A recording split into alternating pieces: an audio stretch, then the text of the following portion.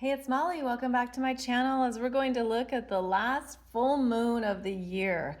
Gemini full moon happening on December 4th, 2025 at 6:14 p.m. Eastern Time, so be sure and adjust for your time zone. The full moon is happening at 13 degrees of Gemini in your chart. You want to identify which house you have 13 degrees of Gemini in, because here is the big bright moon illuminating what you're thinking, what's on your mind, what you're processing. And there is pressure here to make choices. Now, the full moon in Gemini is a Mercury ruled full moon. So I'll get into that in a moment. But it's important to note that Gemini is about more of the choices, details, logistics of everyday life, what you need to get done or complete. You could even feel like there's things you've got to get organized as we move through December, through the holiday season, more invitations, events, holiday parties, deadlines as well coming through. All of that can ramp up around the Gemini full moon. And then we have over here on the other side of your chart, the sun at 13 degrees of Sagittarius, which is looking at the bigger picture, what it's about, what is important, what is essential. The sun in Sagittarius is asking you to look beyond the horizon. There can be excitement, positivity, and joy, especially as we have Venus and Mars also in Sag. There's a sense of what are my real priorities? What is going to matter going forward? And what is only about today? And so you could say, well, this is the bigger picture viewpoint, and this is more of the pedestrian or sidewalk viewpoint. But with a full moon, both energies are highlighted. And this is the axis of information, communications, knowledge, what you are learning and believing in that affects your everyday life and decision making. So with this full moon,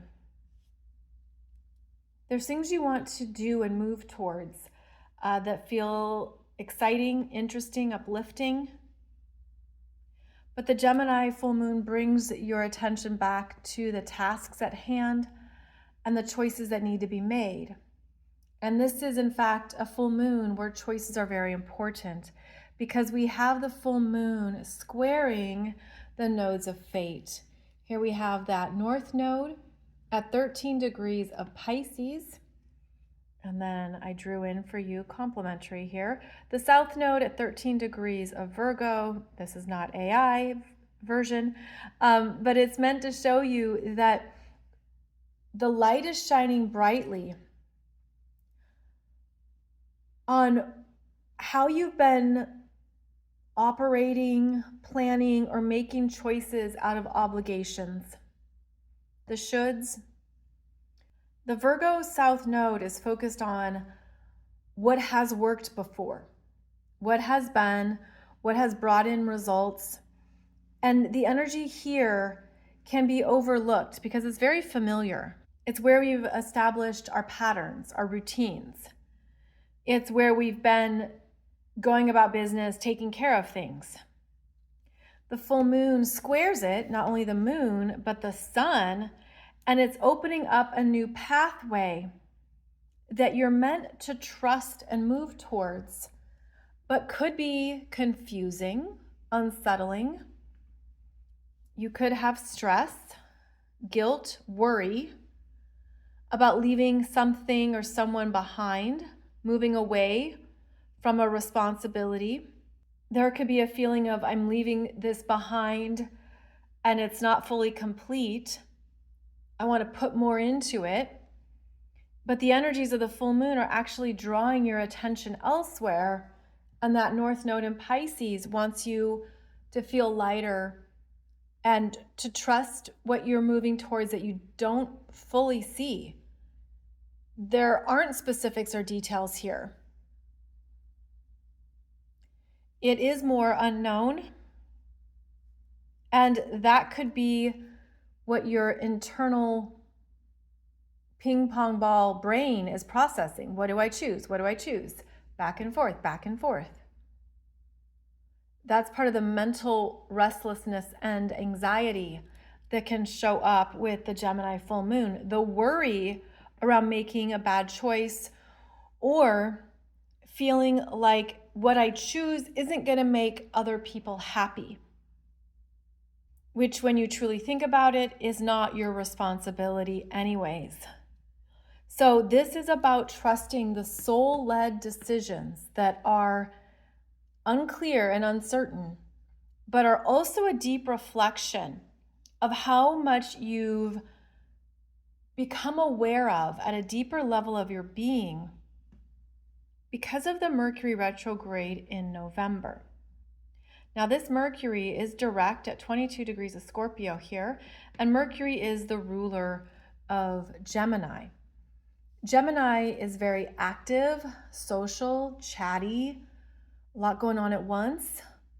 There can be things happening in the right hand and the left hand. It's a sense of the busier you are, the better. There's a lot more stimulation with that moon in Gemini, and that's a very different energy than Mercury in Scorpio. Mercury in Scorpio, fixed water. Let me focus, research, and look into something that intensely matters to me. I don't want to be pulled away from it. I don't want to look elsewhere. I want to understand more, dig into something. And that's been a big part of the Mercury retrograde. Well, you can see that at the time of the full moon, this Mercury in Scorpio is still in a Water Grand Trine, the third and final Water Grand Trine with Saturn, now direct at 25 Pisces, Neptune, about to station direct on December 10th at 29 Pisces, and then this Jupiter retrograde at 24 Cancer. This Mercury is internal, private, hidden, deeply processing something that you're not talking about. This is the conversations we have with people. This is what I did today. This is what is on my mind. This is what's going on my schedule right now. It's just more carefree and open. But there's a part of us that's still in an internal processing of something that you're passionate about, determined, something within that is being held close to the chest because you're still connecting some dots, planning, writing, thinking it through. And this Mercury has a lot of energy from the Water Grand Trine. And the energy is flowing in from outside sources, which could be elders, which could be family members, those you love, who are informing and supporting this Mercury in a very, has such depth to it. There's important matters that we've been figuring out. And they're not easy solutions. They're complex. And they've been triggering the fears. Almost like the thing you should do or you want to do, but you're afraid to do it. Like, I want to say this. I want to make this, I want to do something that expresses what I'm thinking. A project, a plan, an idea, certainly related to finances and business.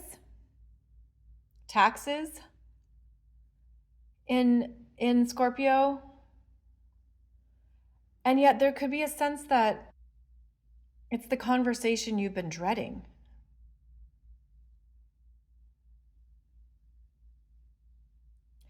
Mercury in Scorpio is strategic. What about this? What about that? looking at the various angles and how to feel strong in the throat chakra, especially as it connects with your intuition and the support that's here. I mean, I keep seeing how well this Mercury is supported.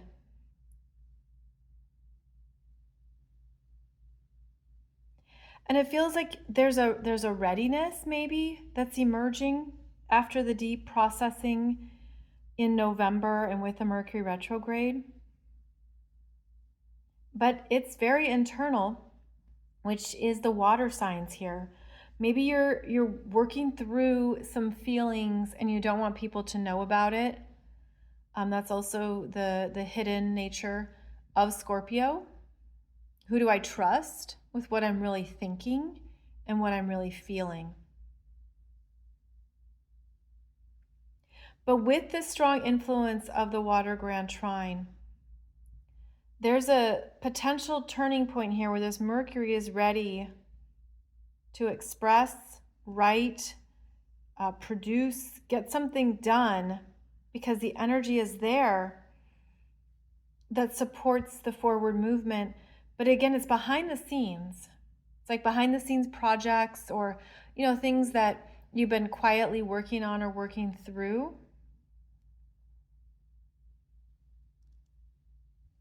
And so this Mercury in Scorpio is supported, whereas this moon in Gemini is feeling the tension of the mutable Grand Cross.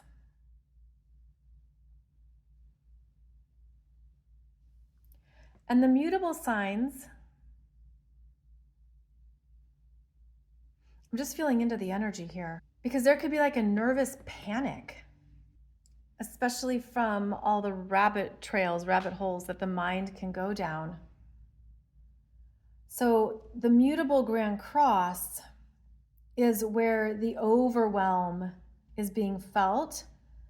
But then I'm tapping into the energy of this Water Grand Trine that's below the surface. And it's where there is movement, trust, connection, positive support. And if you were to go into that energy of the water signs, then you know what is the correct choice and what direction to move in that's supported. So it's interesting because I'm seeing this as two levels, and Gemini is a duality sign. And so there's one level of your being where you could feel more scattered and overwhelmed and afraid of making a wrong choice or saying the wrong thing. But then when you go into another level that's connected to your emotional body and what you're feeling, there's the better choice, the better words and expression that flows through. It's almost like this dance of getting out of the head, getting into your emotional truth, which is what Mercury has been taking you through, that probably has been really uncomfortable, but it's meant to be a really important teacher of what your truth is now. It's almost like what you can't deny, you can't get away from, that keeps coming around because maybe it is unresolved. Maybe you feel like there's more energy here to trust and to work with. There's more to create.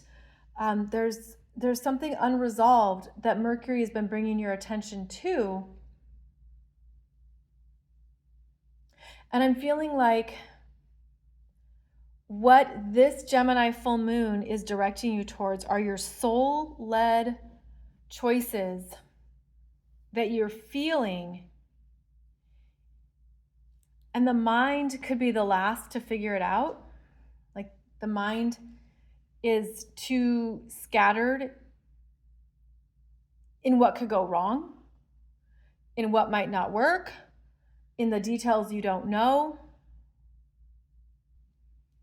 But the answer and direction lies in what this Mercury has realized.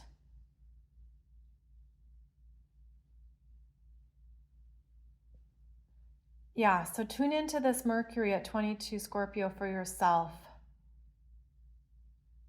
The energy is going to be in effect for a few days after the Gemini full moon, because Mercury is going to move ahead and have that exact trine to Jupiter at 24, Saturn at 25, and then finally Neptune at 29. It's interesting. It's actually less of what you're thinking and more of what you're feeling that is being revealed. Now, the planets here in Sagittarius are like, okay, let's get on with it. Let's go to a party. Let's go have some fun. Let's shake off the intensity. Let's see what else we can experience that would be joyful, especially this time of year. We have this Mars at 22 Sag making an exact trine to Chiron at 22 Aries retrograde. They're both at 22 degrees, and this Chiron in Aries is ruled by Mars. So there could be some great support here for what you've been understanding about yourself this year, what you have been healing. There's slow energy with the Chiron healing journey as it brings you into a deeper connection with your true needs and your true self-identity now. It's energized by this Mars. This can help with moving towards the next dream, adventure, something inspiring coming through. And Mars is often running here in Sagittarius. He's got the wanderlust, and he is restless. He doesn't want to be held back or held down. So that might be something that you're feeling strongly with the Gemini full moon. It's certainly a big part of this chart, the restlessness, the desire to do something and to be in motion. So overall, the Gemini full moon is activating the mutable Grand Cross and a Water Grand Trine. There is important decisions to be made, priorities to focus on, things to get done, yes. But I think this is going to be a time of honoring your own mental shift. How you have changed, perhaps in the past month or so, or perhaps the last year, however you want to measure it. The Gemini full moon is saying, yes, there's a lot going on and a lot on the mind, a lot to consider and think about, but sink into the wisdom of your soul and an undeniable truth that you're feeling. That will be the higher path that will lead you to the right decisions. I also feel that this is a full moon that you might find yourself saying no, which could be surprising. Things you always said yes to, you don't have energy for it, you're not interested, you don't want to go there. I think that's part of what this mutable Grand Cross is basically triggering, is that it's time for higher decisions that set you free, that liberate you from past burdens, shoulds, and obligations. And that this could actually feel like it's freedom. New levels of freedom are certainly at hand with this Gemini full moon. So again, you want to identify where you have 13 degrees of Gemini by house. This is where information and communications can arrive for you in that house. So in the 12th house, for example, that can be in your sleep state, channeled messages, unexpected downloads, dream messages, astral travel. So you'd identify where these communications are coming by house, and that can help you understand how to take the higher path and to not be stuck in the mental spinning of the mind, but to listen to that truth that this Mercury wants you to feel into. So as always, I hope this supports you in how we are moving into the last month of the year and what's coming up for you to take care of, complete, and move through before the end of 2025. Be sure to check out my 2026 Soul Growth Astrology program because it goes through everything that's coming up in the new year, including the Venus retrograde, 2 Venus star points, yes, 2 Venus star points, including one in January, Mercury retrogrades in water signs, the 4 eclipses happening in 4 different signs. So we're going to have an eclipse in Aquarius and then Virgo, and then in August, eclipses in Leo and Pisces. So very dynamic because it's also, these eclipses are happening in each of the 4 elements in 4 different signs. So it's good to have a heads up around that. Plus a lot more that's happening next year. So do check out the details below the video here, as I hope that helps move you through what's going to come up for you in 2026. Wishing you a beautiful Gemini full moon. Thank you so much for joining me here on the channel, and I'll be back soon with another video for you. Take good care.